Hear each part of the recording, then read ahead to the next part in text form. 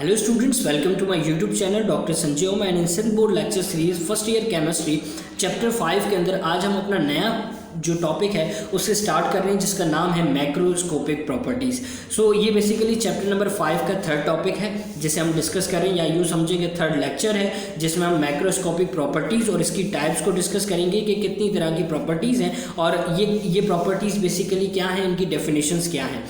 सो ये एक ऐसा टॉपिक है जो आपके एग्जाम्स में काफ़ी मरतबा पूछा जाता है इन फॉर्म ऑफ डिफरेंशिएशन, कि आपको डिफरेंशिएशन पूछी जाती है या फिर बेसिकली सिंपल एमसीक्यूज वे में भी ये टॉपिक आपसे पूछा जाता है। सो क्या होता है मैक्रोस्कोपिक प्रॉपर्टीज़? तो वो प्रॉपर्टीज़ किसी भी सिस्टम की, जैसे कि हम अपने प्रीवियस लेक्चर में सिस्टम एंड बाउंड्रीज़ को डिस्कस कर चुके हैं, तो किसी भी सिस्टम की जो प्रॉपर्टीज़ होती हैं अगर वो प्रॉपर्टीज़ हम इजीली मेजर कर सकते हैं तो ऐसी प्रॉपर्टीज़ को हम कहते हैं मैक्रोस्कोपिक प्रॉपर्टीज़। अगर हम एग्जाम्पल की बात करें तो समझें कि अगर आपके पास एक कंटेनर मौजूद है और उस कंटेनर के अंदर जो है उस कंटेनर का कुछ ना कुछ जो है वो वॉल्यूम होगा, कुछ ना कुछ उसके अंदर जो है वो प्रेशर होगा और कुछ ना कुछ जो है वो टेम्परेचर होगा, तो आप क्या कर सकते हैं कि उस कंटेनर के वॉल्यूम को चेक कर सकते हैं कि उस कंटेनर का वॉल्यूम कितना है, मतलब उसके अंदर जो है वो कितना स्पेस है। आम अल्फाज में कह रहा हूँ मैं, लेम लैंग्वेज में, कि कितना स्पेस है। और इसी के साथ साथ आप ये भी देख सकते हैं कि उस टेम्परेचर जो कंटेनर है आपके पास उसके अंदर टेम्परेचर कितना है उस कंटेनर का, और इसी के साथ ये भी देख सकते हैं कि उस कंटेनर का प्रेशर कितना है। तो ये तीन वो प्रॉपर्टीज़ हैं जिसे आप इजीली मेजर कर सकते हैं, मतलब ऐसी तमाम प्रॉपर्टीज़ जिसे आप मेजर कर सकते हैं उनको आप क्या कहते हैं, मैक्रोस्कोपिक प्रॉपर्टीज़ कह रहे होते हैं। अब अगर हम फर्दर इस टॉपिक को मज़ीद डिटेल में जाएँ तो ये मैक्रोस्कोपिक प्रॉपर्टीज़ की भी हमारे पास कुछ टाइप्स हैं और इन मैक्रोस्कोपिक प्रॉपर्टीज़ को आपकी बुक के अंदर 2 टाइप के अंदर या 2 ग्रुप्स के अंदर डिवाइड कर दिया गया है, जिसमें नंबर 1 है हमारे पास intensive and number 2 is extensive. तो ये बेसिकली 2 तरह की हमारे पास प्रॉपर्टीज़ मौजूद है। अब हम नंबर 1 प्रॉपर्टी जिसका नाम है इंटेंसिव प्रॉपर्टी, इसे डिस्कस करते हैं। सो क्या होती है इंटेंसिव प्रॉपर्टी? सो देखिए, इंटेंसिव प्रॉपर्टी किसी सिस्टम की ऐसी प्रॉपर्टी है जो कि इंडिपेंडेंट है उस मटेरियल की अमाउंट पे, मतलब जो भी मटेरियल है हमारे पास उस सिस्टम के अंदर, हम जिस चीज़ को जो है वो ऑब्जर्व कर रहे हैं वो जो मटीरियल है उसकी जो अमाउंट है उस पर इंडिपेंडेंट है। यहाँ पर याद रखिएगा, जैसे इंटेंसिव है तो इंटेंसिव में जो आई इन जो लिखा हुआ है इसे आप याद रख सकते हैं कि इंटेंसिव में क्या होता है कि जो सिस्टम की जो प्रॉपर्टीज़ हैं वो इंडिपेंडेंट हैं उस मटेरियल की अमाउंट के ऊपर। अब ज़रा इसको मैं एग्जांपल से समझाता हूँ। जैसे कि आप देख सकते हैं मैंने 3 एग्जांपल्स लिखी हैं, melting point, boiling point and viscosity. अब कुछ इस तरीके से एग्जांपल लेते हैं कि आपके पास जो है एक गिलास है और उस गिलास के अंदर कुछ वाटर मौजूद है, ठीक है, और इसी तरीके से आपके पास एक दूसरी तरफ जो है एक बहुत बड़ा कंटेनर मौजूद है, यूँ समझने कोई 50 लीटर का क्या कंटेनर मौजूद है और उसके अंदर वाटर मौजूद है।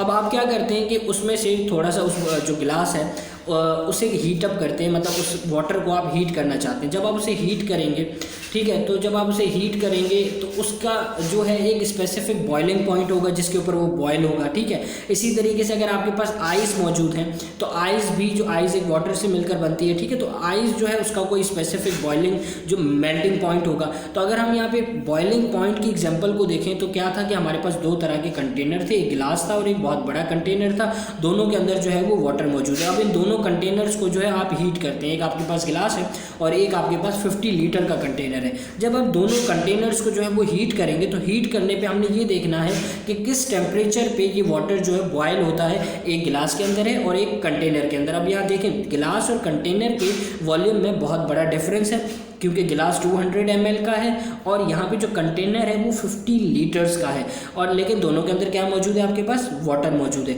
अब जब दोनों को आप हीट करेंगे तो हीट करने पे क्या होगा कि जो ये वाटर है ये कब बॉइलिंग पे आएगा, कब ये बॉयल होगा, जब उस वाटर का जो टेम्परेचर है वो 100 सेंटीग्रेड हो जाएगा। मतलब गिलास का जो टेम्परेचर है वो भी 100 सेंटीग्रेड होगा उस वाटर का, तभी वो बॉयल करेगा। इसी तरीके से जो 50 लीटर का जो हमारे पास कंटेनर है उसका टेम्परेचर भी जब 100 सेंटीग्रेड होगा तभी वो बॉइलिंग की तरफ आएगा।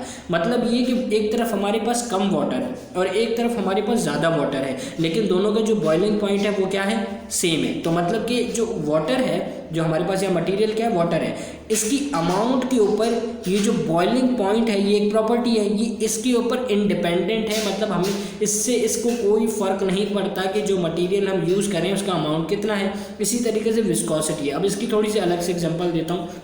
कि आप समझ लें कि आपके पास जो है ना मौजूद है, शहद मौजूद है, ठीक है। अब एक शहद आपके पास एक पूरे कंटेनर के अंदर मौजूद है तकरीबन 1 kg, और दूसरी तरफ आपके पास मौजूद है 10 ग्राम, ठीक है। अब 10 ग्राम जो आपके पास शहद मौजूद है, आप उसकी विस्कोसिटी चेक करवाते हैं, कुछ ना कुछ आएगी, ठीक है। और इसी तरीके से दूसरी तरफ आप पूरे कंटेनर को जाकर चेक करते हैं कि उसकी विस्कोसिटी कितनी है। तो शहद जो है वो सेम है, एक तरफ हमने उसमें से 10 ग्राम निकाल ली थी और दूसरी तरफ 1 kg पड़ी हुई थी।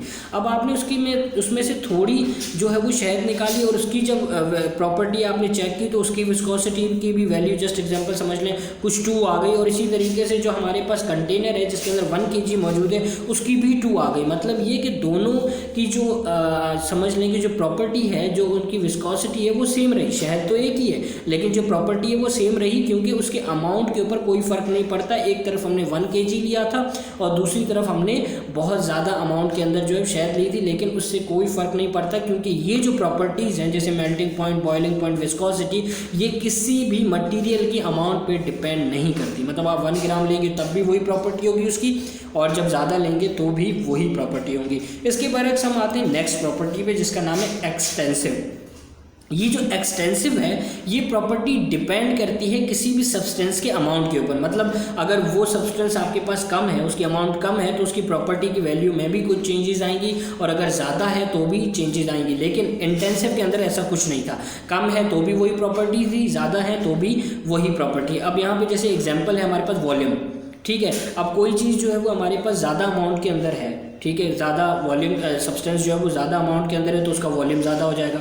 अगर वो कम अमाउंट के अंदर है तो उसका वॉल्यूम कम होगा। इसी तरीके से नंबर ऑफ मोल्स भी कुछ इसी तरीके से है। और एंथैल्पी जो है, जैसे हम आगे जाके डिस्कस करेंगे कि what is enthalpy. Enthalpy is basically हम ही एनर्जी को कह रहे होते हैं। तो जो हमारे पास एनर्जी है किसी सब्सटेंस की, अगर वो एनर्जी हमारे पास बहुत ज़्यादा सब्सटेंस है तो उसकी एनर्जी ज़्यादा होगी, और अगर वो कम है तो उसकी एनर्जी कम होगी। तो यहाँ पे क्या हो रहा है कि ये वो प्रॉपर्टीज़ हैं, ये वो एग्जांपल्स हैं जो उस सब्सटेंस की अमाउंट के ऊपर डिपेंड करते हैं। अगर हम नेक्स्ट टॉपिक पे आए, इसी के अंदर एक नेक्स्ट पॉइंट को डिस्कस करें, तो ये जो अमाउंट जो डिपेंड करता है ना, ये किस पे डिपेंड करता है। यहाँ पर एक मेन पॉइंट है कि जो चेंज आ रहा है हमारे पास, कि ज़्यादा है तो ज़्यादा है, कम है तो कम है।